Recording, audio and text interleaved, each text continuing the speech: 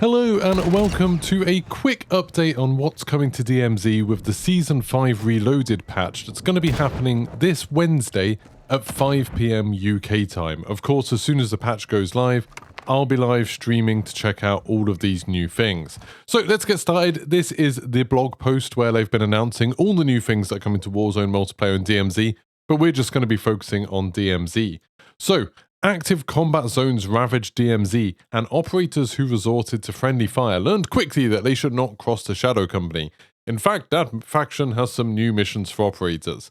So obviously, Shadow Company's getting some new tiers. We're getting all 3 new tiers in Season 5 Reloaded. I think we kind of thought that this was going to be happening. So there's going to be a bunch of new missions. It actually details a little bit what those missions are going to be. It says the missions include acquiring a heavy chopper or an MRAP. The orbit is interesting there, so I wonder if there's going to be a mission where you get to choose which one you get. I think I've still got an MRAP key in my inventory or somewhere, so that should be fairly easy. Or obviously a heavy chopper, just need to grab some fuel off the train and you should be fine. It says we're going to be extracting some leftover gas canisters from the Observatory's underground lab, and that's a really interesting one because that's telling us that on the DMZ version of Al-Mazrah, the underground lab's going to be open. Now that could be that they're going to add in the little Easter egg that's been in the Battle Royale version for the last few weeks, you know, where you can go to the missile launchers, interact with them, and once 5 of them have been interacted with, it blows up Observatory and then you can get inside.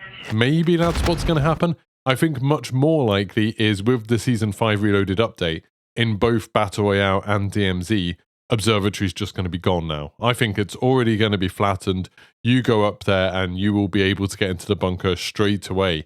I was trying to think if there were any missions that would get, like, ruined by having it already open, but I don't think there are. Interestingly, there are some missions that use those missile launchers, so the missile launchers still kind of need to be there for Tier 1 and 2 of Shadow Company, but I don't think they need the rest of Observatory to be there. Interestingly as well, it says going face to face with a commander known by his call sign Rhino. Now, this could be that maybe it's just going back into Koshai Complex and fighting the Rhino again, but that seems like a strange thing to point out because we've fought the Rhino a bunch of times, we've fought him for missions before. That seems kind of strange. What could have happened is that they've actually moved the Rhino to the Observatory's underground lab, because it says extracting leftover gas canisters from the Observatory's underground lab and going face to face with a commander known by his call sign Rhino. It kind of, to me, flows through as if the Rhino is now going to be in that underground lab. Now, that's kind of fun in itself that the boss is going to be there instead, but it's even more interesting, making me think, are they going to change Koshai Complex? Is the Rhino just going to be in 2 places? Which is entirely possible. I mean, we now have Velikan as an operator, and Velikan is still in Building 21. Or, possibly, they might replace him in Koshai Complex, or maybe they'll just be the sniper in Koshai Complex. I'm really interested to see what happens with that, and that's one of the first things I think I'm going to be looking for. And then it says, for your efforts, there's redacted rewards waiting for you, including some that can be carried forward into Modern Warfare 3. That doesn't really mean that much because pretty much everything's getting carried forward. You know, all of your weapon blueprints, all of your operator skins. So I don't think that means that much. I don't think we can learn that much about what those rewards are going to be. But another little interesting thing just in this section is up here when it says active combat zones ravaged DMZ. And ravaged is in the past tense. Now that worries me a little bit because active combat zones, for anyone who didn't know, in DMZ over the last few weeks, were basically areas in Al-Mazrah you could drop in, and one part of the map, or maybe multiple parts of the map, would be active combat zones. There'd be like kill streaks going off, like mortars and precision airstrikes. There'd be Shadow Company fighting Connie Group in that area. But most interestingly, all the boxes were replaced with orange boxes, or most of them were. And that meant they were amazing places for regains. You could just go in there and get everything you could possibly want within a couple of minutes. It was super easy, super handy to do. The fact that they're saying the active combat zones ravaged DMZ kind of makes me think that maybe they're not there anymore. Maybe they're going. That would be a real shame, but, you know, maybe they'll replace them with something different. Now, there is another change to DMZ. The communications station additional upgrades says that in addition to unlocking urgent missions for all 5 factions, operators can now unlock additional permanent benefits by completing new communications station upgrade tasks in Season 5 Reloaded. So the communication station like menu of the upgrade thing previously was just about unlocking those urgent missions, the daily missions, which weren't particularly useful.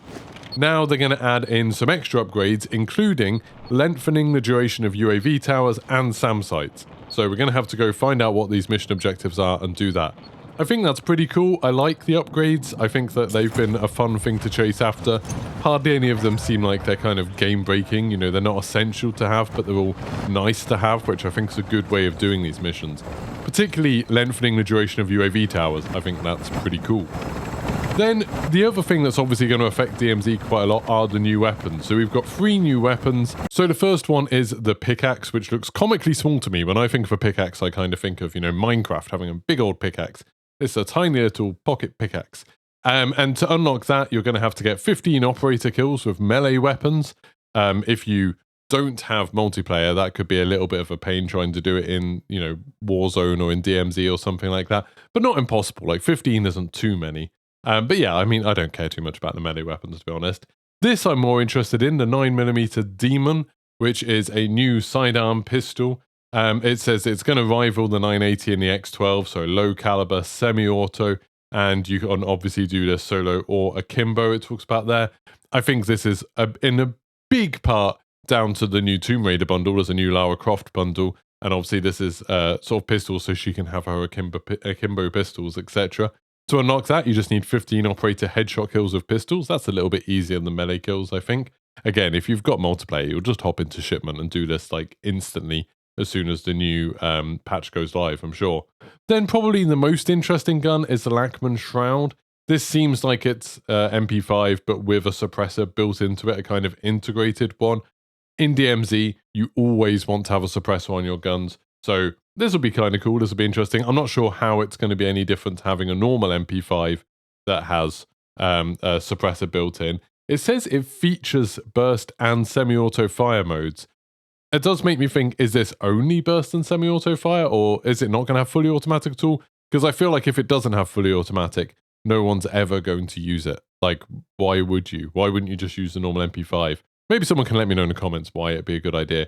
But anyway, to do that, you have to complete all of the original challenges for Sector EO, including unlocking the other 2 weapons, and then you have to get 30 operator hipfire kills with SMGs. And that's like super easy. I mean, 30 is a lot, but getting hipfire kills with SMGs is really easy. Again, if you got shipment, that'll be much easier. But that's pretty much everything for DMZ. We do have some new, like obviously bundles and things like that. There's also going to be some new operators, so we're going to have like 21 Savage coming in and Lara Croft and Tomb Raider, and there's a new mace pack.